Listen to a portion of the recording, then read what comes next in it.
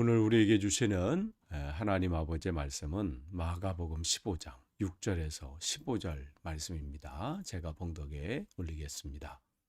명절이 되면 백성들이 요구하는 대로 죄수 한 사람을 놓아주는 전례가 있더니 밀란을 꾸미고 그 밀란 중에 살인하고 체포된 자 중에 바라바라 하는 자가 있는지라.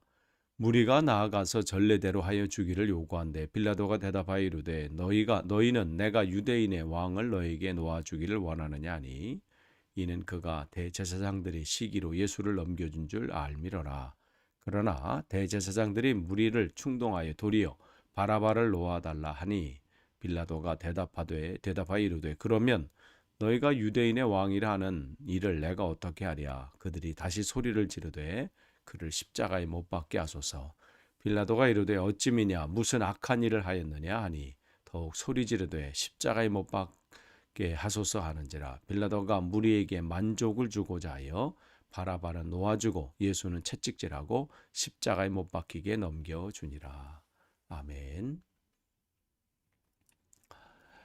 오늘 우리가 고난주간 특별 새벽 기도회를 지금 드리고 있습니다.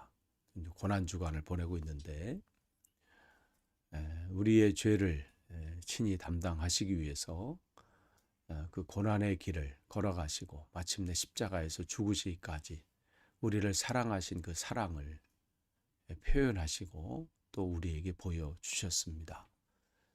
단순히 고난주간을 보내는 것이 아니라 그 주님의 은혜를 다시 한번 깊이 생각하고 또한 그 은혜를 보답하는 것은 다른 것이 아니죠. 우리의 생활 속에서 우리의 삶 속에서 우리 이웃들에게 또 가족들에게 그 은혜를 전하고 또 그 사랑의 삶을 실천하는 것입니다. 오늘 함께 보시는 이 말씀 이제 마가복음 15장 내용은 우리가 잘 아는 것처럼 빌라도 앞에서 재판을 받으시는 예수님의 모습입니다. 마가복음에서는 그냥 이렇게 한 표현으로 이렇게 돼 있지만 누가복음에 있어서는 누가복음에서 이제 주님께서 3번의 신문을 받으시죠. 1차로 빌라도에게 신문을 받으시고 또 빌라도가 그것을 판단하기를 이제 보류하고 또 갈릴리의 그쪽을 담당하고 있는 그 헤롯 안티파스에게 분봉왕이죠. 그에게 보내서 또한 이 상황을 판단을 또 구하는데 또 그도 그래서 판단을 내리지 못해서 다시 빌라도에게 와서 지금 3차로 재판을 받고 있는 그러한 상황입니다. 지금 예수님께서 예루살렘으로 입성하셨을 때 사람들의 이 반응은 그야말로 폭발적이었죠. 자기들의 지금 강력한 요구인 정치적인 해방, 지금 로마의 압제로부터 해방시켜줄 메시아라고 그들은 확신했고 또한 그러한 일들을 분명히 하리라 생각해서 지금 예루살렘에 입성하시는 예수님 앞에 자기 옷을 깔고 종려나무를 흔들고 뭐 그러면서 그야말로 지금 예루살렘에 소동이 일어날 정도로 그런 기대감이 폭발했습니다. 그런데 오늘 그 무리들이 한때는 뭐 환호하고 그 사람 아니면 안 될 거라고 생각하고 뭐 했다가 같은 상황에서 그의 반응은 달라지는 것을 보게 되죠. 그러니까 예수님은 그 사람들을 의지하지 않으셨어요. 사람은 믿는 존재가 아니라 사랑하는 존재이지요. 사람을 믿다가 보면요, 참 상처받을 때가 있고요, 실망할 때가 있고, 뭐 그럴 때 있어요. 사람을 의지하다가는 주님께서 만약에 사람을 하셨다면 그 사명을 감당하지 못하셨을 거예요. 함께하는 제자들의 면면은 어떤가요? 예수님을 뭐 따른다고 했다가 부인하고 또 다 도망가고 뭐 그런 상황 속에 있다면 사람을 의지했다면 상처받고 뭐 힘들었을 거예요. 때로는 우리가 정말 점검해 볼 필요 있어요. 나는 진짜 누구를 의지하고 있고 누구를 믿고 있는가. 그러니까 지금 여기 뭐 명절이 되면 6절에 돼 있어요. 명절이라는 것은 6월절이에요. 가장 큰 명절 때죠. 그때가 되면 죄수한 사람을 놓아주는 그러한 그들의 이 풍습이 있었죠. 그게 이제 전례가 돼서 이제 관례적으로 하는 거예요. 이제 그때가 되면 한 사람은 놓아준다. 이렇게 되는데 그들이 이제 요구하는 사람 누구냐면 여기 보면 바라바라 이렇게 돼 있어요. 그러니까 로마에 대항해서 계획을 세우고 폭동을 일으키고 그야말로 이제 유대인의 입장에서 보면 독립투사 같은 그러한 사람입니다. 그들이 있고 그 다음에 이제 이 빌라도의 입장에서는 이제 바라바보다는 자기가 판단했을 때 아무 죄가 없는 이 예수를 풀어주기를 뭐 내심 기대하고 또 그 생각을 가지고 있었죠. 아무리 자기가 봐도 죄를 찾아내기가 어렵고 또 자기 부인이 한 말도 있고 그를 이 예수의 일에 관여하지 않는 게 좋겠다. 어제 꿈에 그야말로 이제 꿈자리가 뒤숭숭한데 이 사람 그냥 풀어주는 게 좋겠습니다. 뭐 이런 얘기도 있고 또 아무리 조사를 하고 뭐 해도 뭐 이것을 발견하지 못하고 그러니까 지금 자기의 생각과 또 판단과 또 법적인 근거를 봤을 때는 죄가 없어. 근데 또 이 사람들은 또 뭘 보는 거예요? 사람들의 눈치를 또 보잖아요. 그러니까 지금 그 사이에서 지금 이 빌라도는 고민이 있는 거예요. 분위기도 만약에 사람들조차도 그를 풀어주기를 요구했다면 또 그 소문을 왜 못 들었겠어요. 예루살렘 입성했을 때 사람들이 뭐 환호성하면서 호산나 다윗의 자손이요 막 이렇게 외쳤잖아요. 우리를 구원해 달라고. 그러니까 그 인기도 알고 사람들의 그 호응도 알았기 때문에 지금 판단을 지금 하고 있는 거죠. 만약에 그들의 소리가 더 강했다면 예수를 풀어달라. 그 소리가 강했다면 어쩌면 그 소리에 의지해서 풀어줬을지도 몰라요. 그런데 지금 어떻게 해요? 상황이 그렇게 돌아가지 않죠.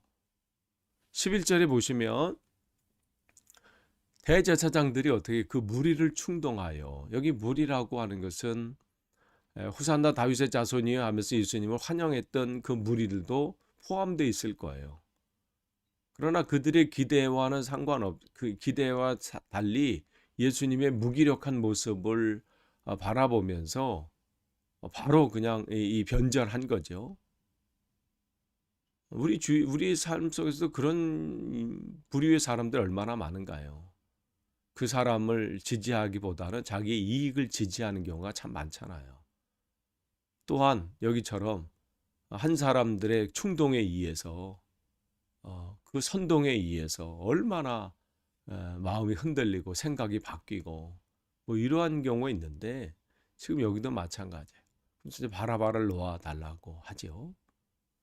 그러면서 이제 결국 십자가에 못 박히는데 내어주게 되는데 15절에 보면 빌라도가 무슨 결정을 합니까? 무리에게 만족을 주고자 하여. 아니 법적인 근거를 봤을 때 또한 자기의 그 근거에서 자기 판단에 있어도 죄가 없음이 분명해요. 그런데 더 중요한 판단의 근거가 사람들에게 만족을 주고자 해서 지금 사람들의 이 압력 또 사람들이 지금 기대함 여기에 부응하는 거죠. 그러면서 판단하는 게 뭐예요? 어느 쪽을 선택할 거냐에 내 이익이 어디가 더 있는가? 이 자리를 보존하려면 내 삶이 풍요로운 지금까지 누리던 것을 놓치지 않고 풍요로운 삶을 살려면 안정된 삶을 살려면 어떤 선택을 해야 되는가 하면서 거기에 판단을 하고 행동을 하게 되는 것이죠. 결국 그 판단이 이 성경에서 악인 3명을 사람들에게 이제 조사해서 판단했을 때 나온 사람이 구약 성경에 이제 발람 선지자가 있죠. 이스라엘을 이 저주하기까지 막 하려 했던 그 발람 선지자, 또 예수님을 팔았던 가룟 유다, 또한 여기 지금 나오는 빌라도, 이렇게 세 명이 거론이 되는데 어떻게 보면 빌라도 입장에서는 억울한 면도 있어요. 자기가 한 게 뭐가 있다고. 적극적으로 뭐 한 것도 없잖아요. 발람 선지자처럼 무슨 저주 이스라엘의 반대편에 서가지고 뭐 그런 일들 한 것도 아니고, 가룟 유다처럼 예수님을 은 30에 돈에 눈이 멀어서 뭐 판 것도 아니고, 그렇게 적극적으로 한 것도 아닌데 뭐 그렇게 말할 수도 있어요.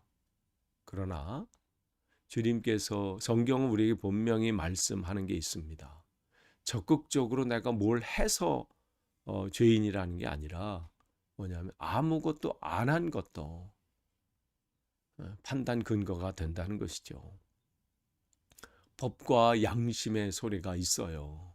법적으로 봤을 때 또 양심의 소리가 있는데, 그 소리에 행하는 것이 아니라 자기 이익에 사람들의 눈치를 보고, 또한 사람들의 상황을 보고, 지금 사람들이 뭘 더 요구하는지 거기에 따르는 그러한 행동들, 판결을 하게 된 거죠.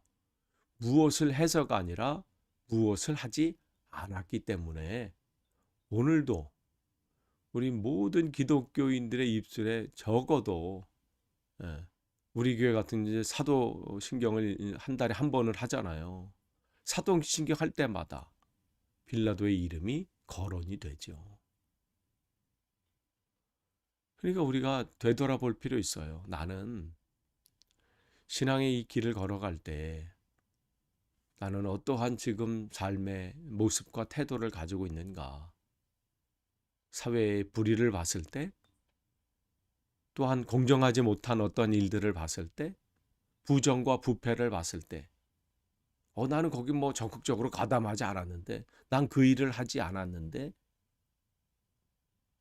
그렇게 말한 것으로 위로받는 것이 아니라, 그걸로 인하여 자기 스스로 위로받는 것이 아니라, 나는 그 앞에 무엇을 지금 하고 있는가?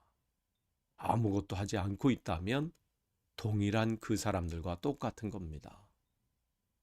무엇을 하지 않는 것. 내게 주어진 그 사명이 있어요. 하나님께서 나를 오늘 이곳에 오늘도 생명을 주시고 세우시고 오늘도 하루를 살게 하신 이유가 있지요. 맡겨진 그 하나님이 기뻐하시는 일들을 내가 지금 잘 감당하고 있는가? 아니면 아무것도 하지 않은 채 그저 내 삶에 바빠서, 먹고 사는 일에 바빠서, 그저 그냥 아이 자녀 키우는 데 바빠서 그냥 그렇게 하루하루를 보내고 있는 것은 아닌지, 진짜 중요한 것은 놓치고 있는 것은 아닌지 점검해 볼 필요가 있습니다. 놓치고 있다면 다시 한번 찾아야 돼요. 아무것도 하지 않고 시간을 보내는 것, 그것은 하나님 앞에 어쩌면 하나님께서 기뻐하지 않는 일이죠. 그래서 우리가 이때가 되면 이 말씀을 생각하면서 우리가 기억해야 될 게 엘리야의 그 외침이 있잖아요. 열왕기상 18장에 두 곳에서 머뭇머뭇거리고 있는 사람들이 있습니다. 그때 엘리야가 외치죠. 진짜 하나님이 바알이면 바알을 서든지, 여호와 하나님이 진짜 하나님이면 여호와 편을 들든지, 어느 때까지 둘 사이에서 머뭇머뭇하려 하느냐. 우리가 정말 분명해야 됩니다. 내 신앙생활 속에서 진짜 내가 붙잡아야 될 게 뭔지. 또한 요한계시록 3장 15절 이하의 라오디게아 교회 주님께서 말씀하십니다. 차든지 덥든지 하라. 미지근하지 말라고 말씀하세요. 미지근하면 뭐 나는 그냥 뭐 중간이니까 괜찮아? 중간이 아니라 그때 뭐라고 말? 차든지 뜨겁든지 하지 않으면, 미지근하면 내가 토해버린다고 말씀하셨어요. 우리가 차든지 뜨겁든지 해야 돼요. 분명한 우리가 삶에 분명한 목적을 가지고 선택을 가지고 행해야 합니다. 끝을 맺습니다. 이 고난주간 우리의 신앙을 점검해 볼 필요 있어요. 나는 지금 무엇을 하고 있고 지금 내 삶은 어떻게 가고 있는가? 나는 지금 잘 살고 있는가? 잘 산다는 것은 하나님 앞에 잘 가고 있는 것이죠. 언젠가 만날 그 주님을, 그 만날 그날을 생각하면서 내가 오늘도 잘 가고 있는지 점검하시는 귀한 하루 되기를 간절히 축원합니다. 기도하겠습니다. 하나님 감사합니다. 오늘 또 함께 말씀을 나눴습니다. 나는 지금